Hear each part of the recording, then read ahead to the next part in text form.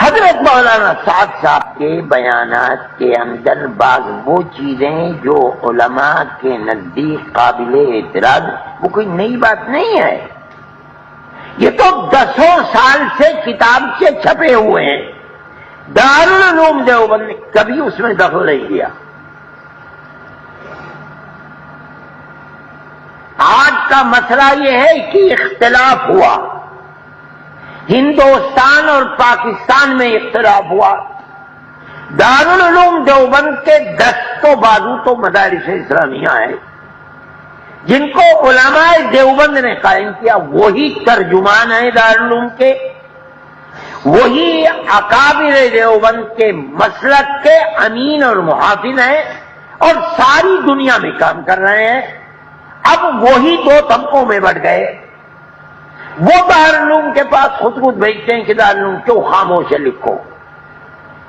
آج تک ہم خاموش تھے کہ تبلیغی مرکز کے اندر ہو رہا ہے، کیا ہو رہا ہے ہم سے کوئی سروکار نہیں، دارالعلوم اس سے الگ ہے۔ اب جب دارالعلوم کے ہاتھ پیر ہی دارالعلوم کو لکھ رہے ہیں، بات کر رہے بھائی کیوں خاموش ہو؟ امت کے سامنے صحیح چیز کو پیش کرو تو دارالعلوم مجبور ہوا۔ محتم صاحب سے پوچھئے، اس کے سوا کوئی اور چیز نہیں ہے۔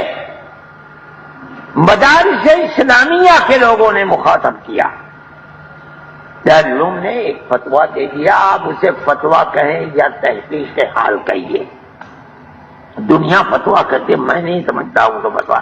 ارے بھائی یہ چیز آئی کہ یہ کہا جا رہا ہے نبی کے بارے میں، علماء دیوبند اس سلسلے میں کیا کہتے ہیں؟ علماء دیوبند نے بیٹھ کر دارالعلوم دیوبند کے اساتذہ نے غور کیا اور غور کرنے کے بعد اپنی ایک رائے قائم کی، اور وہ رائے قائم کی تاکہ دامن نبوت داغدار نہ ہو سکے، اس کے سوا کچھ نہیں ہے۔ اور ہم سمجھتے ہیں کہ یہ ایمان ہے اور فرض ہے دارالعلوم۔ اگر دارالعلوم نہیں کرے گا تو اس کا مطلب ہے کہ دارالعلوم غلط راستے پر ہے، یا کوئی اختلاف نہیں ہے، ہم نے کوئی کیچڑ نہیں اچھالا، نہ اچھالیں گے۔ لوگ ایک دوسرے کی طرف سے ہمارے خلاف لکھ بھی رہے ہیں، لوگ آ کر کہ میرے پاس تو میرے ٹیلی فون کے اندر تو یہ کیا وائی فائی و کیا ہے میں تو جانتا نہیں۔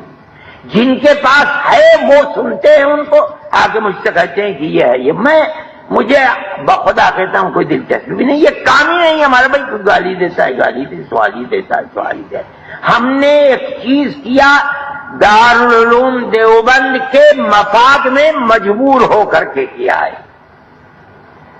اب خطرات ہیں، ان خطرات کے پیش نظر پھر اساتذہ دارالعلوم بیٹھے اور بیٹھ کر ایک رائے قائم کی، بالکل جماعت تبلیغ کی مخالفت کے اندر نہیں، میں یہ بات کہتا ہوں دونوں دھڑوں سے ہمارے تعلقات ہیں اور مخلصانہ تعلقات ہیں، ان میں دنیا کا ایک ناخن کے برابر بھی کوئی حصہ نہیں۔ ہماری دنیا نہ ان سے وابستہ ہے نہ ان سے وابستہ ہے، ہمارا تو کام کرنے کا میدان ہی الگ ہے، ان کا کام کرنے کا میدان الگ ہے۔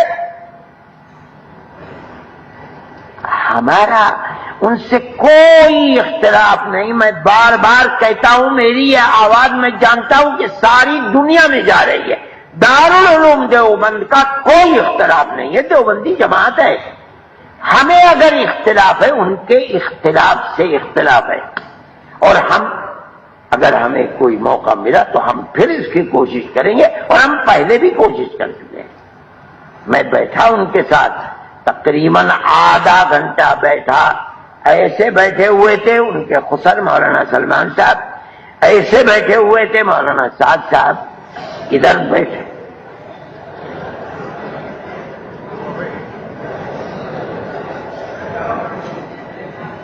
ایسے بیٹھے ہوئے تھے مولانا، ان کے دونوں صاحبزادگان، مولانا سناتے رہے اور سناتے کہ یہ ہوا یہ ہوا یہ ہوا یہ ہوا۔ میں نے آخر میں مولانا سے کہا مولانا جو کچھ آپ فرماتے ہیں وہ مجھے یہ بتائیے کہ یہ لوگ جو آپ کے جد امجد کے زمانے سے ساری زندگی جماعت تبلیغ کو دیے ہوئے ہیں، ان کا اوڑھنا بچھونا جماعت تبلیغ ہے، یہ بتائیے آج یہ اس مرکز کو چھوڑ کر چلے کیوں گئے؟ اس کا کیا جواب ہے آپ کو؟ مولانا خاموش ہو گئے۔ مولانا سلمان صاحب فرمانے لگے ہمارے پاس کوئی جواب نہیں۔ میں نے کہا مولانا تو میں آپ سے یہ گزارش کرتا ہوں، آپ جہاں ہیں اس سے ایک زینہ نیچے اتر جائیے۔ آپ کی امارت اور سیادت پر کوئی حرف نہیں آ سکتا۔ آپ کی سیادت اور امانت کو کون چھین لے گا؟ آپ کے پردادا کی بنائی ہوئی جماعت ہے، آپ کے دادا نے ساری زندگی اس جماعت کے لیے لگا، آخری لمحے تک۔ آپ کے والد کی عمر نے وفا نہیں کی، اس کے بعد سے آپ بیٹھے ہوئے ہیں۔ کون کس میں طاقت ہے جو آپ کی سیادت کو چیلنج کر سکے؟ لیکن جماعت آپ کی ہے، آپ کے آباء و اجداد کی بنائی ہوئی ہے، اس جماعت کو خلفشات سے بچائیے۔ مجھ سے وعدہ کیا کہ ہاں میں کروں گا، بات چیت ہوئی، ختم ہو گئی، لیکن نہیں ہوا۔ کیا حالات ہیں کیسے ہیں میں نہیں جانتا ہوں۔ مجھے یہ بھی شکوہ ہے کہ دارالعلوم ہی کے کچھ لوگ اور علماء ہیں جو آگ لگا رہے ہیں بیٹھ کر، میں جانتا ہوں یہ بات، لیکن وہ کوئی دین کی خدمت نہیں کر رہے ہیں، اس کا خمیازہ وہ دنیا میں بھگتے نہ بھگتے لیکن قیامت کے دن بھگتیں گے۔ آگ لگا رہے ہیں اور خود بیٹھ کر کے روٹی سیک رہے ہیں توے کے اوپر، ایسا نہیں ہونا چاہیے۔ بہرحال یہ صورتحال ہے جو میں آپ کے سامنے پہ، اس کا خطرہ ہے کہ اگر خدا نخواستہ کوئی بد نظمی دارالعلوم دیوبند کے اندر ہوئی، اور جس کے ہونے کی دیکھیے طالب علم تو جماعت کے جو وابستہ لوگ ہیں، چاہے عام آدمی ہو، چاہے طالب علم ہو، چاہے علماء ہو، یہ دیکھا جاتا ہے کہ ان کے اندر بڑا تشدد اور سختی ہوتی ہے۔ اب اگر خدا نخواستہ اس ضمن کے اندر کوئی بات ہو گئی تو پھر پرست طاقتوں کو پروپیگنڈا کرنے میں اور قدم بڑھانے میں 5 منٹ نہیں لگیں گے۔ اس سے پہلے بھی ایسی کوششیں ہوتی رہیں، لیکن اللہ نے صحیح رائے قائم کرنے کی توفیق دی ارباب مدرسہ کو، اور مدرسہ اس سے محفوظ رہ گیا۔